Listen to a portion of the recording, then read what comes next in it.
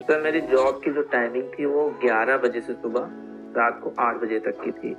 और ये कभी कभी फ्लेक्सिबल भी हो जाता था, 3 बजे से रात को 12 बजे तक भी हो जाता था। तो वो लोग कह रहे हैं कि प्रेशर है, प्रेशर की वजह से पढ़ाई नहीं हो पाती, लेकिन मुझे लगता है जब प्रेशर आता है तभी पढ़ाई होती है। सक्सेस का राज ही प्रेशर है। आप पे प्रेशर नहीं है तो आप जीवन में कुछ भी नहीं बन सकते। एक काम करता, मैं सुबह के टाइम उठता था और सुबह 2-3 घंटे का अपना जो जीके है, जीएस है, ये पढ़ लेता था। और बीच में जो रात में जो थोड़ा टाइम मिलता था उससे मैं मैथ में जो ध्यान देता था। तो वहाँ पे डिसीजन लेना बहुत कठिन हो गया था, लेकिन इसी तरह मैंने दीदी को बनाया, दीदी ने घर वालों को बनाया। तो हेलो गाइस, मेरे साथ है शशांक पाठक, जिन्होंने यूपीएससी 2021 फर्स्ट अटेम्प्ट में क्लियर किया। तो इस वीडियो में हम जानने वाले हैं कि किस तरह से मेरे भाई की फर्स्ट अटेम्प्ट में भी एग्जाम क्लियर किया जा सकता है, और साथ ही साथ इनकी क्या रणनीति रही कि इन्होंने फर्स्ट अटेम्प्ट में ही चीज़ों को क्लियर कर लिया कि पहले अटेम्प्ट में एग्जाम क्लियर करा। तो ऐसी क्या इनकी रणनीति रही और कितना ये समय देते थे अपनी पढ़ाई को, क्या ये पूरा दिन पढ़ते थे या इनके पास पूरा दिन फ्री रहता था कि पढ़ाई ही करते रहते थे और भी कुछ काम करते थे, और किस तरह के परिवार से बिलोंग करते हैं, क्या क्या इन्होंने दिक्कतें सही इस पूरी जर्नी में, ये सारी चीज़ हम इस वीडियो में जानने वाले हैं कि किस तरह से एक विद्यार्थी के जीवन में क्या संघर्ष रहता है जिसके बावजूद भी वो सफल हो पाता है। तो वो सारा संघर्ष और किस तरह का एक पैटर्न होना चाहिए जिससे हम जल्दी से जल्दी सफल हो सकते हैं, वो सारी चीज़ें अभी हम इस वीडियो में देखने वाले हैं। तो सबसे पहले मैं यही जानना चाहूँगा कि शशांक, आपने कितना समय दिया, मतलब कितने लंबे टाइम तक आपने तैयारी करी जिसके बाद आपको सिलेक्शन मिल पाया? सर सबसे पहले तो आपका बहुत बहुत धन्यवाद, आपकी वजह से ही सफलता मिल पाई मुझे। थैंक यू सर मैंने स्टार्टिंग किया था सर कोरोना लॉकडाउन के बाद से, क्योंकि सर कोरोना लॉकडाउन के बाद मैंने लव मैरिज कर ली थी। तो थोड़ा सा ये था कि फैमिली का सपोर्ट नहीं था, लेकिन बाद में सब कुछ सेटल हो गया। बट ये था कि अब कुछ करना भी है आगे, ऐसे तो लाइफ चल नहीं सकती, क्योंकि उस समय मैं जॉब भी नहीं कर रहा था।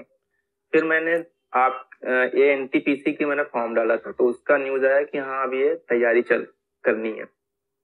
तो मैंने एक कोरोना लॉकडाउन जब मार्च में लगा था 2020 में, उसके बाद मैंने आपका वीडियो देखा। वहां से मैंने आपसे मैथ के लिए, एक्चुअली मेरा बेस थोड़ा सही था मैथ का, लेकिन मुझे टाइम बहुत लगता था मैथ करने में।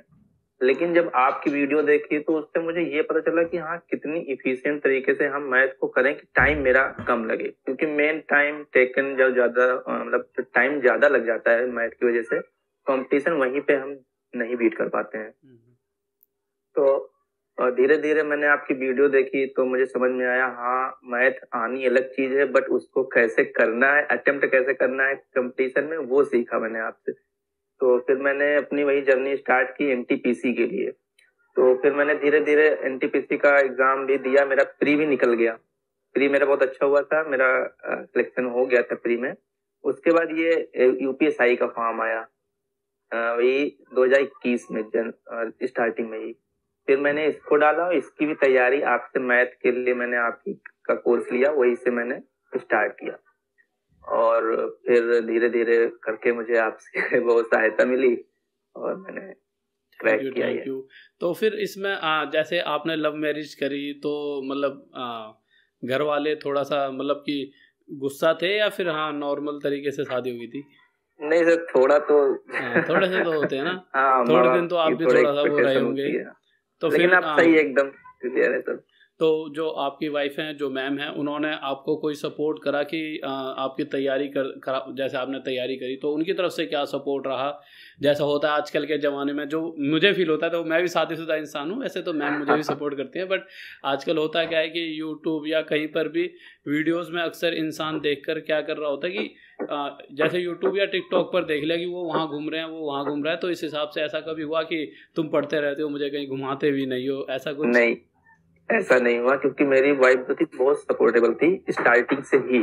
उन्होंने यही बोल के शादी भी किया था कि मैं तुमसे कोई डिमांड नहीं रखूंगी, जब तक तुम कहीं सेटल नहीं हो जाते मैं पूरा सपोर्ट करूंगी।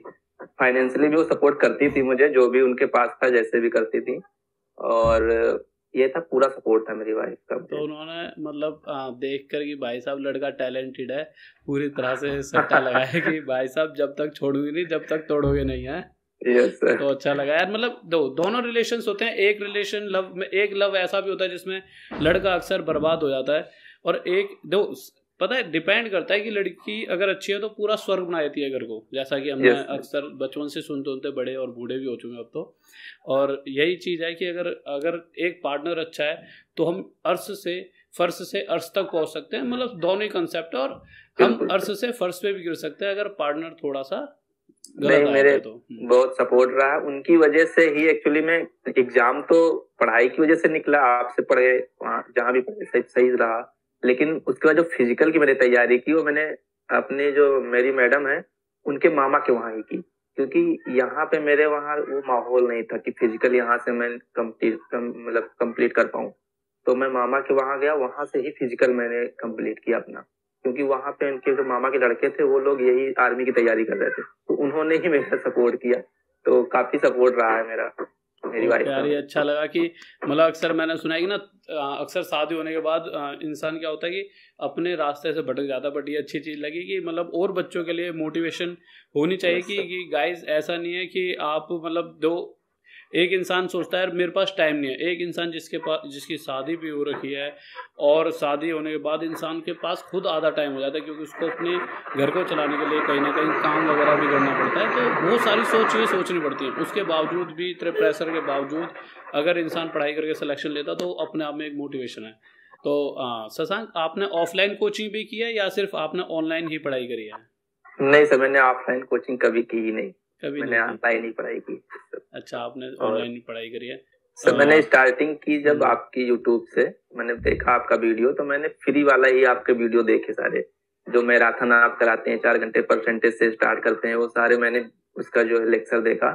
फिर मैंने आपका पेड बैच लिया और अच्छे से नोट्स भी बनाए मैंने उसके, और मैंने उससे कई एग्जाम्स दे दिए। एनटीपीसी मैंने दिया, उसी से यूपीएसआई भी दिया है, उसी से लेखपाल भी दिया है, उसी से ग्रुप डी भी दिया है, मैंने उसी से रिवीजन किया है और मेरे सारे पेपर अच्छे गए हैं। तो फिर हमसे कब मिलने आ रहे हो? मिठाई खिलाने का कोई प्लान है भी कि नहीं है कि मतलब? बिल्कुल सर, इससे मैंने आपको पर्सनली मैसेज भी किया कि मैं ये सोच रहा था कि अभी करूं कि बाद में करूं। मैं यही सोच रहा था कि यहाँ मेडिकल हो जाए, उसके बाद जब ट्रेनिंग के लिए ज्वाइनिंग लेटर आ जाए मेरे पास, तो मैं उसको लेके आपके पास जाऊं, ताकि थोड़ा अच्छा फील हो। थोड़ा सा जैसे बहुत से बच्चे सोचते हैं यार कि हमारा फर्स्ट अटेम्प्ट में नहीं होगा, तो मुझे ऐसा लगता है कि अगर बच्चा सही जगह पर, जैसे कि जो मुझे फील होता है कि आपका फर्स्ट अटेम्प्ट में भी हो सकता है, परंतु मुद्दा ये होता है कि आप सही जगह पर हो या नहीं। जैसा कि सबसे ज़्यादा बड़ी गलतियां जो बच्चा करता है, वो गलतियां क्या होती हैं कि अपने आसपास किसी, जैसे उसे पता है कि मैं एक तो पहले गांव में रह रहा हूँ, गांव के आसपास वाले किसी ऐसे टीचर पर चले जाता है, 6-7 महीने वहाँ वेस्ट करेगा,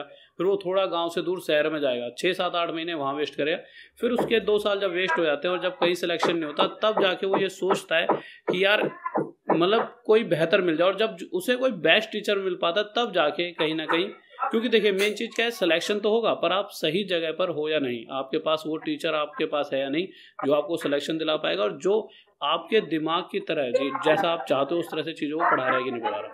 तो मेरा ये मानना है कभी कभी कि आप फर्स्ट अटेम्प्ट में भी ले सकते हो, परंतु आपकी खुद की मेहनत तो वो तो सबसे मेहनत है, वो उसको तो कोई नकार ही नहीं सकता। जो बच्चे की मेहनत है वो तो जरूर यही, और उसके साथ साथ आपके पास एक बेस्ट टीचर भी होना चाहिए, तो आपकी फिर सिलेक्शन 100% हो जाता है, चाहे वो फर्स्ट हो और कोई सा भी अटेम्प्ट हो। यस बिल्कुल सर, बिल्कुल। एक कंसिस्टेंसी जरूर होनी चाहिए, अगर कोई भी तैयारी कर रहा है तो उसके लिए कंसिस्टेंसी बहुत इंपॉर्टेंट चीज है।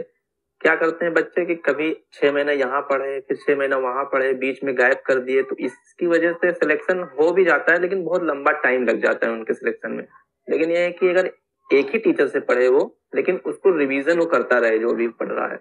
बहुत लोग करते हैं नए चीज पढ़ते रहते हैं, पीछे का भूल जाते हैं, तो ये भी चीज नहीं होनी चाहिए। कंसिस्टेंसी के साथ प्रॉपर सिलेबस उठाए अपना, उस सिलेबस के अकॉर्डिंग पढ़ाई करें। ये बात आपने बिल्कुल सही कही। ये बात है मैं बच्चों को भी हमेशा समझाता हूँ और बच्चों आपके लिए भी जो इस वीडियो को देखोगे, तो ये बात बिल्कुल सत्य है। आप ये मत समझिए कि 10 मिनट का यहाँ से पढ़ लिया, 10 मिनट का वहाँ से, और ऐसा भी नहीं सिर्फ मुझसे ही पढ़िए, किसी भी एक टीचर से पढ़िए, पर वो जो भी पढ़ा रहा है पहले आप तो ढंग से देखो कि आपको किसका समझ आता है और कौन आपके लिए बेस्ट रहेगा, और ऐसे टीचर से पढ़ो जिसने सिलेक्शन दिला रखे हो। फिर उसके बाद किसी को भी पकड़कर उसको ही ढंग से पढ़ते रहो, चाहे दोबारा पढ़ना हो तो उसकी सारी वीडियोस को दोबारा पढ़ लो। मतलब इतनी बार, मतलब एक चीज आपके दिमाग में इतनी बार रिपीट हो जानी चाहिए कि उससे रिलेटेड कोई भी क्वेश्चन आता है, वैल्यू चेंज हो, तो आप पल भर में उसका आंसर दे पाओ, क्योंकि सारा खेल तो समय का ही है नहीं। और तो शशांक एक चीज और, जैसे आपके पिताजी क्या करते हैं? मेरे पिताजी कृषक हैं। अच्छा, किसान है। तो देखिए आज के टाइम पर देखो किसानों के बच्चों ने भैया अलग ही लेवल पर मतलब हल्ला मचवा रखा है। हम खुद, मेरे पिताजी किसान है, दूध का काम भी साइड में करते थे और किसान तो थे ही, ठीक है। तो आज हम पढ़ाने वाले टीचर भी किसान के बेटे और पढ़ने वाले बच्चे और सिलेक्शन लेने वाले भी कल को एसआई बनेंगे। तो भैया सब इंस्पेक्टर तो बने, पर परंतु देखिए क्या होता है कि एक बच्चे के अंदर मुझे लगता है कि ये मेहनत करने का जो टैलेंट है ना, वो बचपन से उसके पिता से ही मिलता है। कि भाई वो पिता को देख कर ही तो बड़ा होता है कि उसके पिता बचपन से इतनी मेहनत कर रहे हैं। वहीं दूसरी तरफ एक बच्चा जिसका पिताजी पूरे दिन गाड़ी में घूम रहा है, राजा वाली जिंदगी जी रहा है, तो उसको इतनी मेहनत करने में ना मतलब वो कर ही नहीं पाता है। जहाँ एक किसान का बच्चा है, किसी ऐसे परिवार से एक बच्चा बिलोंग करता हो जहाँ पर उनके पिताजी ने बहुत मेहनत करी हो, शायद एक सफलता का राज हम सबके पीछे वो भी हो सकता है। बिल्कुल सर, एक मोटिवेशन मिलता है सर, जरूर मिलता है। लेकिन माँ बाप ने मेरे बहुत सपोर्ट किया, मेरी पढ़ाई में भी उन्होंने हर एक चीज जो भी मैंने कहा उन्होंने किया। ऐसा भी नहीं कि उन्होंने कोई चीज मना कर दी हो, शादी के पहले भी शादी के बाद भी क्योंकि शादी मेरी 2 दिसंबर 2020 को हुई थी और उसके बाद मैंने जॉब पर वर्क फ्रॉम होम एक जॉब निकली थी ऑथ ब्रिज में, तो मैंने वो ज्वाइन किया, लेकिन वो 6 अगस्त 2021 को ज्वाइन किया। तो ये 8 महीने का पीरियड तो मेरे घर वालों ने ही मेरा सपोर्ट बहुत अच्छे से किया। अच्छा, तो हाँ ये वाली बात से मुझे याद भी आ गई कि आपने जॉब भी करी है ना? यस सर, मैं अभी कर भी रहा हूँ सर। अच्छा, अभी भी मैंने जॉब कर रहे हो? तो आप फिर पूरे दिन में पढ़ते किस समय थे? अगर आप जैसे जॉब करते थे तो किस टाइम आपको टाइम मिलता था पढ़ाई की तरह? जैसे एक बार बच्चों को भी पता लगे कि पूरे दिन में हमें कितने घंटे तक पढ़ना चाहिए, थोड़ा सा चीज़ें क्लियर हो जाएंगी कि हमें कितने घंटे पढ़ना चाहिए। और फिर आपने अगर जॉब भी करी है तो पढ़ाई का समय तो बहुत कम रहा होगा, तो वो प्लान क्या था आपका कि किस तरह से आप कितना टाइम किस सब्जेक्ट को देते? थोड़ा सा आप बताइए सर। मेरी जॉब की जो टाइमिंग थी वो 11 बजे से सुबह रात को 8 बजे तक की थी। ये कभी कभी फ्लेक्सिबल भी हो जाता था, 3 बजे से रात को 12 बजे तक भी हो जाता था। तो मैं एक काम करता, मैं सुबह के टाइम उठता था और सुबह 2-3 घंटे का अपना जो जीके है, जीएस है, ये पढ़ लेता था। और बीच में जो रात में जो थोड़ा टाइम मिलता था उस पर मैं मैथ में जो ध्यान देता था। अच्छा, आपकी टाइमिंग क्या थी? सुबह 11 बजे से लेकर सुबह 11 से जॉब की टाइमिंग 8 बजे तक की थी। 8 बजे तक की थी। ओके, मतलब ये भी टाइम तो इस टाइम पर मतलब आप जॉब करते थे, उसके अलावा सुबह पढ़ लेते थे जग के, और फिर आप जॉब से आके रात में पढ़ते थे। और ये फ्लेक्सिबल हो जाता था, 1 महीने कभी इस टाइम में तो 1 महीने कभी नाइट में भी हो जाता था। अच्छा, तो ये तो दिक्कत वाली बात है कि ना मतलब एक होता है ना बच्चे ने टाइम टेबल बनाया और अगले महीने वो टाइम टेबल चेंज हो जाए। यहाँ तो बच्चा ये टेंशन में रहता है कि गुरुजी क्या टाइम टेबल बनाए। तो भैया जब समय मिल जाए तब पढ़ लो, वही टाइम टेबल है। नहीं, बस आपके दिमाग में एक जुनून होना चाहिए कि हमें सिलेक्शन लेना है और जब समय मिले तब पढ़ो। और दिक्कत है तो हर किसी के जीवन में नहीं। तो वो लोग कहते हैं कि प्रेशर है, प्रेशर की वजह से पढ़ाई नहीं हो पाती, लेकिन मुझे लगता है जब प्रेशर आता है तभी पढ़ाई होती है। सक्सेस का राज ही प्रेशर है। आप पे प्रेशर नहीं है तो आप जीवन में कुछ भी नहीं बन सकते। और प्रेशर के साथ साथ आपकी सोच कितनी बड़ी है कि आप क्या चाहते हो जीवन में, कितना बड़ा बनना चाहते हो, आप पे डिपेंड करेगा। अगर आप चाहते हो मैं सिर्फ जीवन में ग्रुप डी की जॉब लायक ही रह जाऊं तो आप वहीं तक तैयारी करोगे और आप रुक जाओगे। देखिए जॉब तो वो भी है, पर सोच बड़ी होनी चाहिए। आपने सोचा नहीं मैं तो एक स्टेशन मास्टर बनूंगा, तो आपने सोच बड़ी रखी और उसके हिसाब से मेहनत भी हो जाती है। आपने कहा नहीं मैं तो सब इंस्पेक्टर बनूंगा। तो चीज़ें क्या है कि ना जैसे जैसे आपकी सोच कितनी बड़ी है उसके हिसाब से ही आपकी मेहनत हो जाती है और सक्सेस भी उसके हिसाब से मिलती है। क्योंकि भाई बड़ी सोच तो बड़ा सक्सेस और बड़ा पद भी मिलेगा। नहीं, आप पूरे दिन में फिर टोटल कितने घंटे पढ़ा करते थे? सर मैं सुबह 3 घंटे और रात में 2 घंटे, मतलब 5 घंटे में लगभग देता था। ओके, ये चीज़ तो मतलब यार मतलब थोड़ी सी अनएक्सपेक्टेड है कि 5 घंटे पढ़कर भी अगर आप सिलेक्शन ले रहे हो तो ये होगा कि 5 घंटे जितना पढ़ा वो एकदम ध्यान से पढ़ते होंगे, 1% इधर उधर दिमाग नहीं है ना सर। मेन चीज वही होती है, बहुत 10 घंटा आप पढ़ो लेकिन मतलब कंसंट्रेशन नहीं है आपका, थोड़ा बीच में मोबाइल चला रहे हो बीच में, तो वो 5 घंटे की पढ़ाई 10 घंटे के बराबर हो जाती है अगर आप 5 घंटे कंसंट्रेशन के साथ पढ़ते हैं तो। मुझे ऐसा लगता है कि कहीं ना कहीं आपकी सिलेक्शन के पीछे ना मैम का भी आता है, उसका पीछे रीजन बताता हूँ मैं। बहुत ऐसा होता है कि जब बच्चे की कोई मतलब क्या होता है, ये उम्र ही ऐसी होती है कि बच्चा क्या करता है पढ़ते पढ़ते मैसेज तो नहीं आ गया जानू बाबू का, मतलब ये ना एक वो अलग कंसेप्ट होता है कि यार मैसेज तो नहीं आ रहा, बट शादी हो गई तो दिमाग में ये तो हट गया कि भाई किसी का मैसेज भी आ सकता है और किसी का आ गया फिर तो मतलब हड्डियां भी टूटी जाएंगी, तो शादी हो चुकी है। नहीं तो मतलब उस कंडीशन में तो फोन से तो मोह तुम्हारा हट गया था। नहीं, जब फोन में देखना है क्या, जब घर पे ही हमारी मोहब्बत और हमारा प्यार करने वाले घर पे आ चुके हैं तो फोन में देखना है क्या, तो फिर तो 5 घंटे सीधा पढ़ाई। तो बच्चों मैं यही कहना चाहूँगा कि जिस तरह से देखिए, आप ये समझ सकते हो, आप ये कहोगे सर उनकी तो लव मैरिज होगी, उनकी शादी हो गई। आप ये समझो कि आपकी शादी आपकी पढ़ाई से हो रखी है, अगर आपकी शादी नहीं हो रखी, आप पूरा ही टाइम सिर्फ ये सोचकर पढ़ाई करो, कोई फोन को छेड़ो ही मत, ठीक है। आप पूरे दिन ये सोचकर पढ़ाई करो कि यही हमारी गर्लफ्रेंड है जो हमारी पढ़ाई है, और इसी को जितनी मोहब्बत करेंगे वापस उतनी मोहब्बत हमें भी देगी। तो इस तरह से सोचकर आप सिर्फ पढ़ाई और पढ़ाई करा करो। हाँ, शादी हो रखी है तो फिर तो देखो, जैसे सर ने बताया, शशांक सर ने, फिर ये वाला हिसाब किताब ठीक है ना। सर मैं तो सर एक्चुअली में अगर मैं सफल मतलब जॉब भी कर पाया और पढ़ाई भी कर पाया तो उसके पीछे जरूर मेरी वाइफ का ही हाथ था, क्योंकि मुझे और किसी चीज से मतलब ही नहीं रहता था। मैंने अपना काम किया, अपनी पढ़ाई की, बाकी सारा काम मेरी वाइफ खुद करती थी। तो मुझे और किसी चीज की टेंशन नहीं होती थी कि खाना बनाना है या फिर मतलब रूम लेके मैं पहले रहता था शादी से पहले, तो वहां पे सारे काम मुझे खुद ही करने पड़ते थे। तो उसके बाद मुझे ये सारे मेरे जो टाइम बचे उसको मैंने पढ़ाई पे दिया। ओके, तो अच्छा, तो कुछ सोचा नहीं, जैसे मैम ने भी कुछ ना कुछ पढ़ाई करी होगी आपकी वाइफ ने? हाँ सर, तो उनको भी कोई तैयारी वगैरह करवाओ। तो उन्होंने बीटीसी किया हुआ है, डीएलएड किया हुआ है, और टीचिंग की तैयारी कर भी रही है। तैयारी कर रहे हो, ओके ओके, ये भी अच्छा है। चलो, एक टीचर एक सब इंस्पेक्टर नहीं, बच्चा कहेगा मेरे पापा पुलिस में भी और टीचर भी है, नहीं ये अच्छी चीज है। बस सर आपका आशीर्वाद। नहीं, वो तो आप तो लग गए, वो लग भी जाएंगे, अगर दोनों ही मेहनती हो तो कोई रोक ही नहीं सकता। नहीं सर मेरा वर्क था, ऑनलाइन वेरिफिकेशन होते हैं। मेरी जो कंपनी है आउटब्रिज रिसर्च सर्विसेज, तो वो क्या करती है, जो इसे बड़ी बड़ी कंपनियां हैं, विप्रो है, टीसीएस है, टाटा महिंद्रा है, इन सारी जो कंपनियों में एम्प्लॉय होते हैं तो उनका वेरिफिकेशन होता है, बैकग्राउंड वेरिफिकेशन। अच्छा। तो उसकी कंपनी है ये, गुड़गांव की कंपनी है सर। कि बच्चों को किस तरह से तैयारी करनी चाहिए, क्या आपको लगता है अपने पॉइंट ऑफ व्यू से कि जब वो बच्चा तैयारी करे तो किन किन चीज़ों पे, थोड़ा सा अगर आपको लगता हो किन किन चीज़ों पे उसे फोकस रखना चाहिए और किन चीज़ों से दूरी बनाए रखनी चाहिए?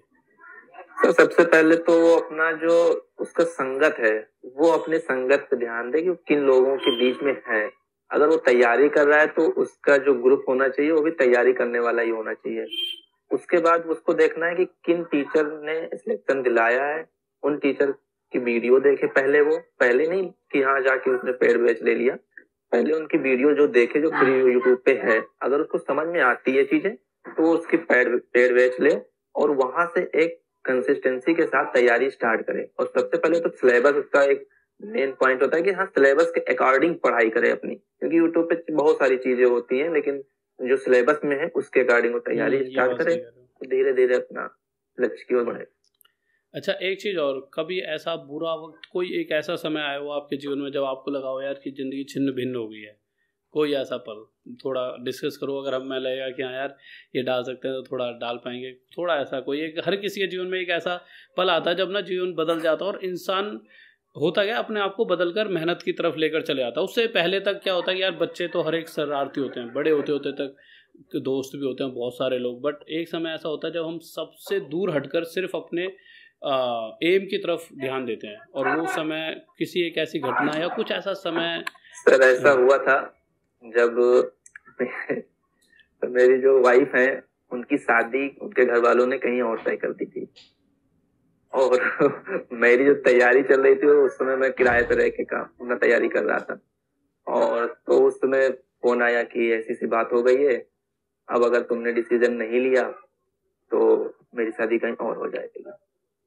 और उस समय मेरे पास ना तो जॉब थी, मैं फैमिली के पैसों पे ही समझ लीजिए अपना तैयारी कर रहा था। तो मैंने फिर घर पे बात की, तो थोड़ा बहुत तो उनके घर वाले भी नहीं मान रहे थे, हमारे घर वाले भी नहीं मान रहे थे, तो समझ लीजिए वहां पे एक ऐसा माहौल हो गया था कि अब लगता है कि कोर्ट मैरिज करके ही बाहर रहना पड़ेगा कहीं। तो वहां पे डिसीजन लेना बहुत कठिन हो गया था, लेकिन किसी तरह मैंने दीदी को मनाया, दीदी ने घर वालों को मनाया, वहां भी ऐसे हुआ, और किसी तरह कोरोना में ही शादी हुई थी।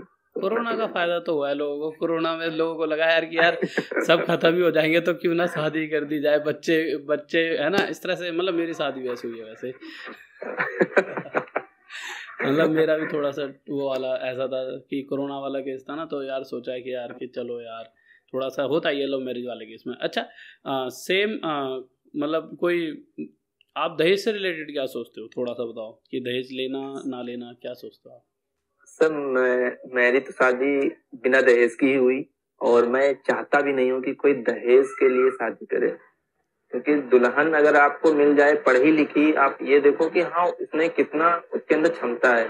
अगर वो पढ़ी लिखी है तो वो आपके घर को भी संभाल लेगी। आप दहेज लेके कितने दिन जी लोगे?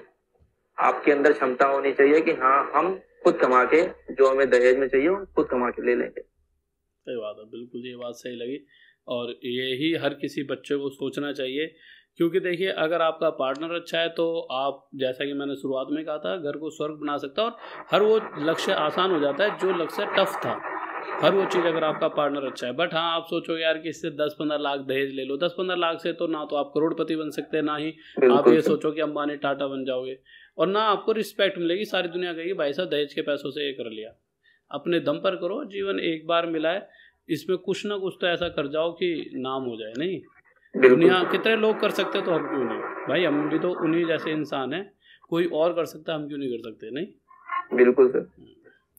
तो शशांक अच्छा लगा, बहुत अच्छा लगा आपसे बात करके। बट और आपकी जो जर्नी सुन करके, जिस तरह से आपने एक ट्विस्ट बताया कि आपकी लव मैरिज हुई है और उसके बाद आपने मतलब तैयारी शुरू करी, वो एक ऐसा पॉइंट है जहाँ पर अक्सर बच्चा ना डगमगा जाता है कि वो प्यार मोहब्बत शादी हो गई, फिर उसके बाद ना उसके एम ख़त्म हो जाते हैं। बट आपका एम तब से शुरू हुआ और आपने उस एम को पाया भी, और वहाँ पर आपके मतलब पेरेंट्स ने और आपकी वाइफ ने जो आपकी मदद करी, और जिस तरह से चीज़ें आप लेकर गए और सक्सेस इन द एंड जो आपको मिली, तो मतलब ये चीज़ें थोड़ी सी मतलब एक ऐसी स्टोरी होती है कि जो औरों से अलग बनाती है चीज़ों को। नहीं तो देखो नॉर्मल तो सभी की ज़िंदगी है, सुबह जगह पढ़ने बैठ के 15-15 घंटे पढ़ रहे हैं, सिलेक्शन ले लिया। बट एक बच्चा जो जॉब भी कर रहा है कहीं, उसके अलावा उसके पास सुबह 2 घंटे हैं, शाम को 2 घंटे हैं, और शाम को 8 बजे थका हारा आ रहा है, और उसके बाद भी वो पढ़ पा रहा है। ये भी तो मेन कंसेप्ट है यार। उसके बाद भी 4-1 घंटे देने के बाद अगर वो सिलेक्शन ले रहा है, तो इससे यही समझ आता है कि उसने जितना समय दिया 100% दिया, 1 सेकंड भी इधर उधर नहीं सोचकर सीधा पढ़ाई और पढ़ाई और पढ़ाई पर फोकस करा है, यानी कि एक्स्ट्रा टैलेंटेड हो जाओ। तो बहुत अच्छा लगा आपसे मिलकर। बस अब ये है कि जल्दी से आपका मतलब पूरा का पूरा क्लियर होकर जल्दी से आइए आप यहाँ में मिठाई खिलाना, हम आपको मेरी ससुराल भी गाजियाबाद में ही है। हम तो सोच रहे थे कि तुम्हारी गाजियाबाद में है, फिर तो तुम आ ही जाओगे हमारे पास। हम तो सोच रहे थे तुम्हारी शादी में आएंगे, परंतु यहाँ पे बच्चे ही बैठे हैं, मतलब छोटे छोटे भाई ये कह रहे हैं कि यार शादी में चलते हैं यार, पर शादी तो अब तुम्हारी हो गई है, तो वो तो लड्डू हमारे हाथ से निकल गए। नहीं सर मौका मिलेगा सर, बिल्कुल आपको बुलाएंगे। पर शादी तो हो गई, वो तो मैं तुम्हारे पास आऊंगा, पर शादी और दूसरे बहाने से आ पाएंगे ना। तो नहीं ये मत कहना कि शादी दोबारा करने वाला, तो भाई मैडम जी यहीं से बैठे तो वीडियो देख के बहुत तुम्हारी सही में एक आधी हड्डी तो तोड़ ही लेंगे, अभी तो तुम सब स्वेटर भी लगे हो। चलिए ओके मेरी जान, ओके मेरे भाई, ओके लव यू। बहुत बहुत धन्यवाद सर आपका, आपने मुझे टाइम दिया इतना। बहुत तमन्ना थी सर आपसे बात करने की। मेरे भी जब आप जैसे बच्चों से मेरी पूरी तमन्ना रहती है कि बात करने की, कि पूरी तरह मिलने की, कि भाई गले लगूं यार। क्योंकि देखिए हम जो पढ़ा रहे होते हैं वो एक ऑनलाइन तरीके से पढ़ा रहे होते हैं, जहां आप घर से उतना ही प्यार देते हो और यहाँ से हमारी मेहनत चल रही होती है। बट ऑफलाइन में कहीं ना कहीं 1-2 बार टीचर स्टूडेंट मिल पाता है, पर यहाँ मिल नहीं पाते। तो अंदर से एक इच्छा तो होती है यार कि एक ऐसा स्टूडेंट जिसने हमारे सपने को, तो हमने मेहनत करी, आपने भी मेहनत करी। देखिए हमारा और आपका सपना है वो एक कि आप किसी एक बच्चे को जॉब लग रही है, तो उसमें आपका और हमारा मेहनत क्या, और हमारा सपना है एक तरह से, है ना, कि यार हमारी मेहनत सफल किसके द्वारा होती है? एक स्टूडेंट के द्वारा। नहीं तो हम कितनी मेहनत करते रहे, हम कैसे बता पाएंगे कि भाई हमने कुछ करके दिखाया है, जब तो कोई बच्चा ही जॉब नहीं ले पाएगा। नहीं तो हमारा सपना आपके थ्रू साकार होता है, तो मन करता है कि बस एक बार कोई आ जाए, बस गले लगा लिया जाए। तो आना जरूर यार, जब भी टाइम मिले, गाजियाबाद की तरह जब भी आना हो तो जरूर आना। अपनी ससुराल आओगे तो एक बार दिल्ली में हमारे पास भी आ जाना। बिल्कुल सर आऊंगा मैं। मेरे 2 दोस्तों का सिलेक्शन और हुआ है, साथ ही में पढ़ते थे। फिर तो भैया तुम तीनों सब इंस्पेक्टर बन के धुआं मत काट, चलान वालान तो नहीं काटोगे ज्यादा बच्चों का? ऐसा कर देंगे ना, हम टॉप तक की टी शर्ट बांट देंगे कुछ बच्चों में, कोई एक आधा ऐसा पा जाए जिसने टॉप तक टी शर्ट पहन ली हो, तो उसे माफ कर दिया करना। वैसे तो मजाक कर रहा हूँ, संविधान के हिसाब से ही चलना, मतलब जो चीज़ सही लगे उसके हिसाब से, क्योंकि जीवन में सब कुछ प्राप्त कर चुके, बस अब आगे और बड़े मतलब तैयारी की तरफ बढ़ते रहना, जॉब लगने के साथ साथ और भी करते रहना आगे, है ना, रोकना मत अपने आप को, है ना। मैं चाहता हूँ कि तुम कोई अभी तो वैसे यही भी बहुत बड़ा पद है, बट और थोड़ी सी मेहनत करके कुछ और अलग लेवल पर, है ना, तो करते रहना। ओके बेजान, लव यू यार मेरे भाई, फिर मिलते हैं किसी दिन, है ना। बहुत प्रणाम सर। प्रणाम मेरे भाई।